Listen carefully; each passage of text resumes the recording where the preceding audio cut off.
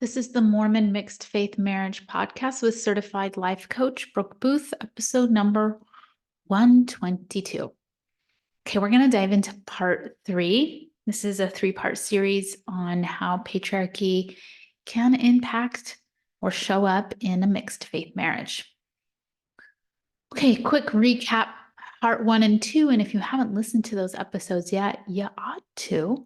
They're pretty good. This is a topic you're interested in.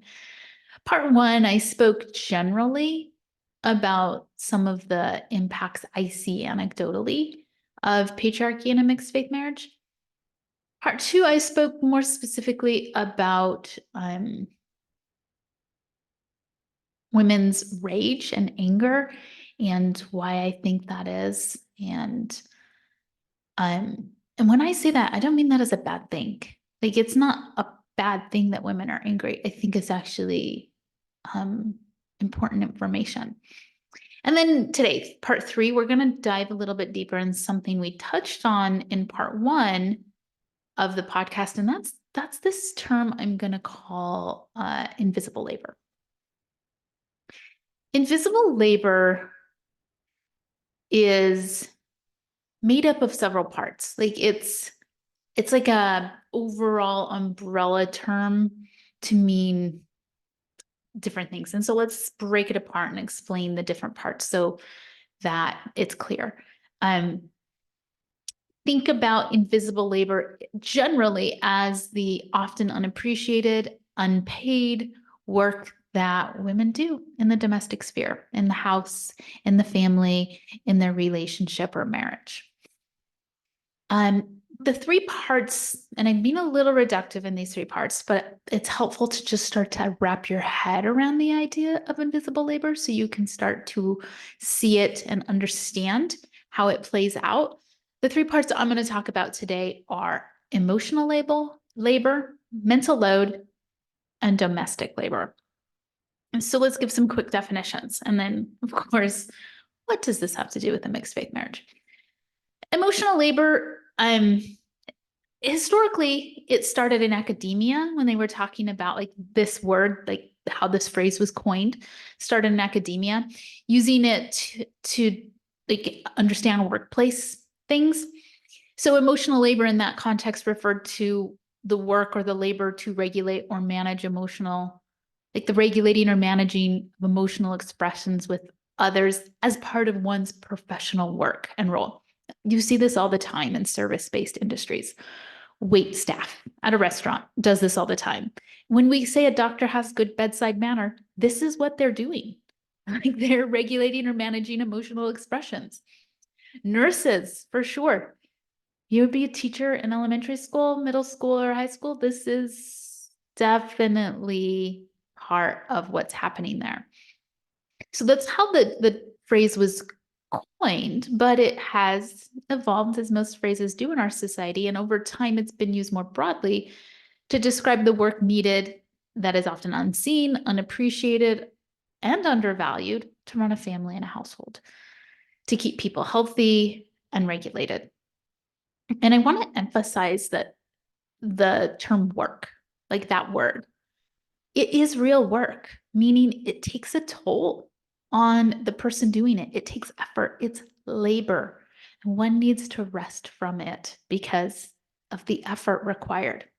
So let me give you some examples of how emotional labor shows up in a family. And if you're a mother, you probably could make your own very voluminous list. I'm just going to give a few examples to give you a general idea.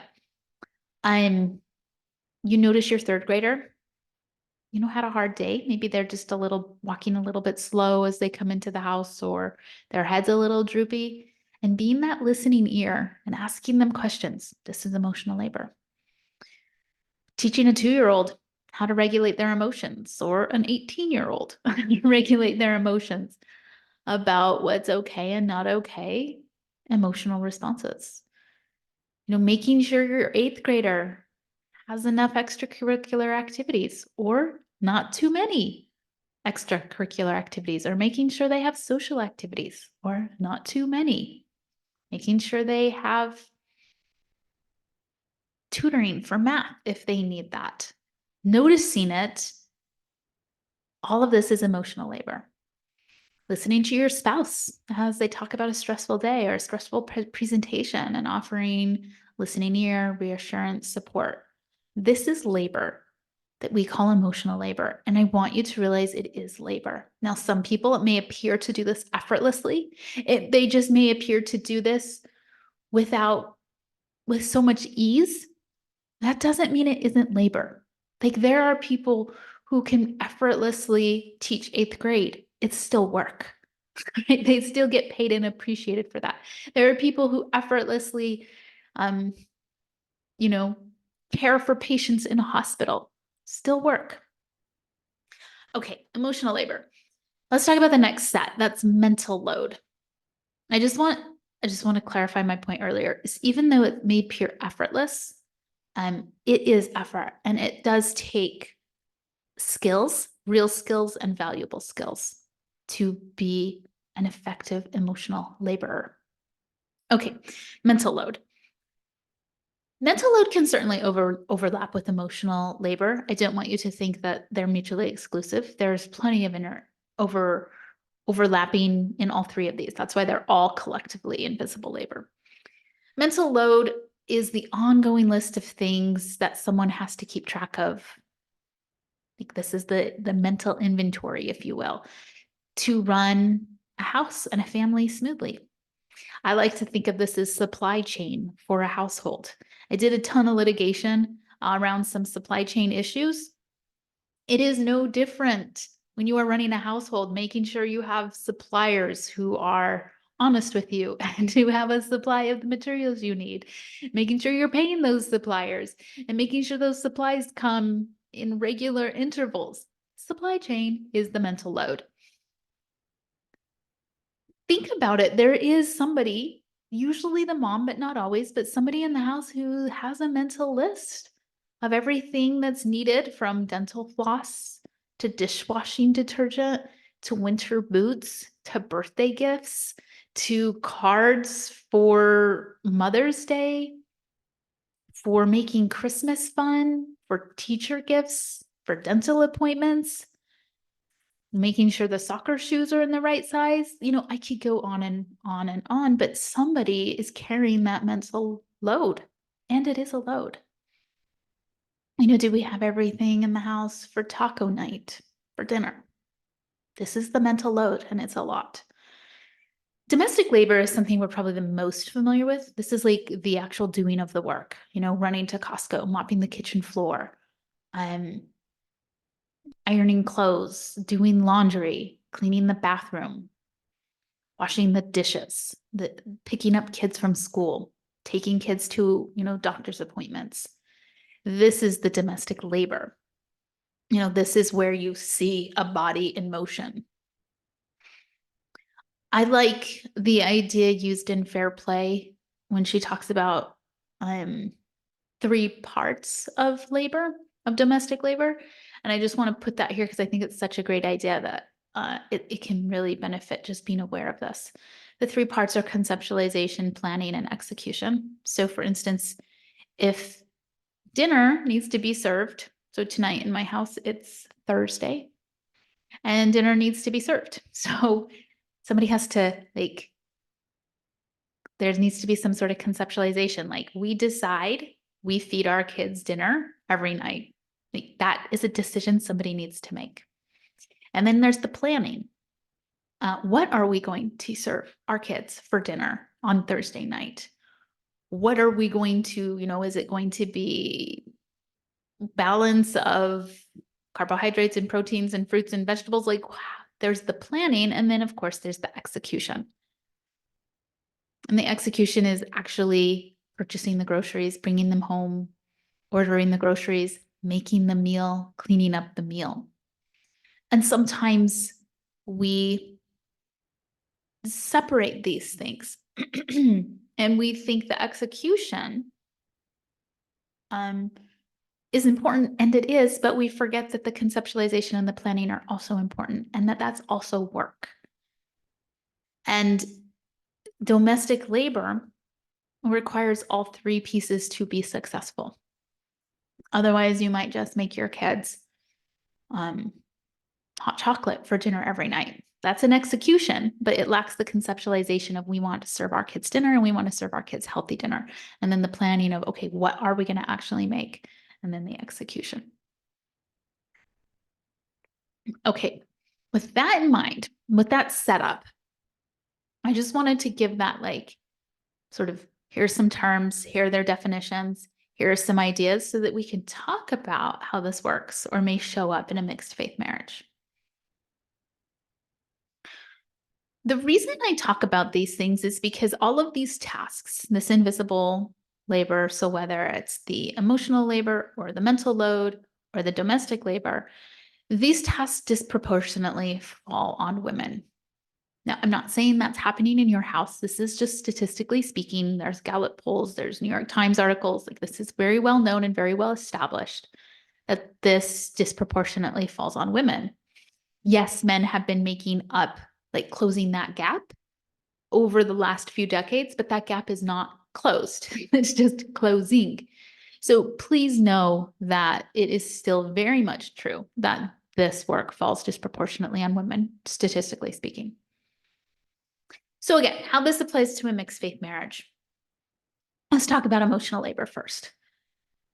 Questions that arise that very much tie into emotional labor are, okay, now that we're in this mixed faith marriage, what are we going to teach the kids regarding values and principles? Do we need to create a whole new curriculum? Do we need to find a whole new curriculum? Do we need to vet and explore and ask questions and reach out to our network and purchase or whatever it may be a way to teach our kids? How do we want to do this? This is a great deal of work, both in your own like mental load and in your emotional labor of doing this. Other things, how to deal with the in-laws regarding prayers around meals. How to, or with your husband or your wife not participating in the nephew's baptism next month. This is emotional labor.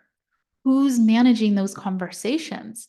Who is initiating them? Who's following up? Who's soothing feelings and doing this work because it is work? How are you talking to your kids about the change in Sunday activities and why the changes have been made? This is emotional labor.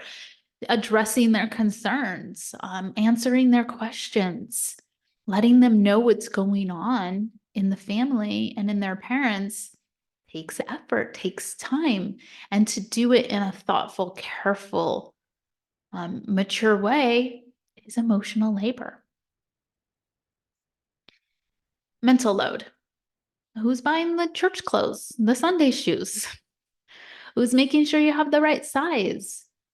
Who's got that list in their head of what size shoes do you need next for your kid so he can pass the sacrament? You need belts. Do you need ties? Do you need to make sure that there's bread in the fridge for the sacrament? Who's going to drive your kids to seminary in the morning, every morning? Who's going to be driving them to girls' camp or youth conference? This is all mental load stuff. Lots of mental load stuff. You make sure they're working on their personal progress or have their girls' camp forms filled out. A faith transition and a mixed faith marriage can really create an opportunity for a couple to look at the invisible labor, to look at the emotional labor, the mental load, and yes, the domestic labor a little bit differently, because oftentimes what it does is people who would maybe be in a certain type of role traditionally or historically in your family or in your partnership may want to opt out or opt in to roles that they didn't traditionally or historically hold. And a lot of times what this is doing is it's causing you to look at this invisible labor. Like, okay, wait, who's actually going to gather the kids and, help conduct family prayer? Who's going to actually be buying white shirts and ties for the kid who's going to be passing the sacrament? How are we going to talk to the in-laws about this? How are we going to talk to the kids about this? A mixed faith marriage really can shift a lot of how this might have been done normally in your family. And what this can do is sometimes it can make things a little bit more equitable. Somebody may feel a great deal of relief because they were doing a lot of this load and this labor, and now they have a little bit less to do. Sometimes it means that somebody who was already doing a lot of this labor now has a lot more of this type of work to do because their spouse is just not interested. What's happening in your family? What is the particular dynamic happening in your family? Again, I'm not saying this is everybody's family, but generally speaking, if the woman has the faith transition, she might invite her husband to participate in some of this work more. And, to help him participate in purchasing Sunday clothes or making sure there's sacrament bread or talking to extended family about upcoming baptisms and things like this. Like that can help sometimes lighten her overall load, but it can also be a source of stress in the couple, like for the couple. If the man has the phase transition, the wife may feel the weight of this invisible labor even more. Now that she's the one who traditionally did more of it, and now she's truly doing it more and more and with less and less support. Maybe she feels like she can't ask for help when it deals with something that, borders on church stuff. Like, could you drive the kids to mutual night? Or could you help me with the seminary driving? Or whatever it may be. And again, I point this out not to tell you you're doing things wrong or that shame on you. I only point this out so that you can look at your own situation with some greater understanding, with some curiosity, with some compassion for what each of you may be, the roles and responsibilities each of you may be carrying in this relationship. And hopefully with the flexibility to look at it from the perspective of how can we set this up and make, this division of labor, if you will, in a way that is kind and loving and equitable and frankly functional for each of the individuals in the partnership. Sometimes in a marriage, and this is something I'll talk about in future podcasts, but it applies here. Sometimes in a marriage, there's this idea that the individuals sacrifice themselves for the institution of marriage. And that can mean that there's perpetual lack of people getting their needs met. There's lack of enjoyment, even like constant state of sacrifice is not one of joy and and fun. And when you're looking at, how this may be showing up in your marriage, I'd like to turn that concept a little bit on its head and ask instead, how can this marriage support these individuals, make their lives better, more enjoyable, more supported because they're in this marriage, as opposed to because they're in this marriage, it's harder and there's more work and they have to sacrifice more. I'd like to really turn that around. And here's an opportunity to do that as you reflect on these areas in your own mixed faith marriage. Is there a way that you can approach this relationship where it feeds and is nurturing and supportive to the individuals? We'll talk more about that idea, but it just ties in so nicely here. Okay, final thought, and then we'll wrap this up. As you look at what's happening in your family, I want you to look at it with a great deal of gentleness and curiosity. You may not like what you see. You may be like horrified or shocked. And I don't want you to use that as a reason to beat yourself up or beat your spouse up. You're just gathering information. So moving forward, you can make better decisions to better support yourself and to better support your spouse in this marriage. All right. This is Brooke Booth, a life coach for Mormons in a mixed faith marriage. If you need help on your mixed faith marriage, grab one of my free calls. Special breaking news that is a thing is I just decreased the cost of my course, my full-length online course. I wanted to make it even more accessible. One of my values that I highly prioritize in my life is inclusiveness. And not surprising as a coach for mixed faith marriages. But I wanted to make my course, which I think is a highly valuable asset for so many people to help them in their mixed faith marriage. I wanted to make it even more accessible and more affordable. So I reduced the price by half, by more than half. So I could live more in alignment with my values and help more people make their mixed faith marriages a marriage that they want to be in and that they can enjoy and that can be supportive to them and help them make their path through life a more enjoyable, loving experience for them. All right, go to my website, brookeboothcoaching.com, to learn more about working with me and more about my new reduced price in my course. All right, wishing you the very best.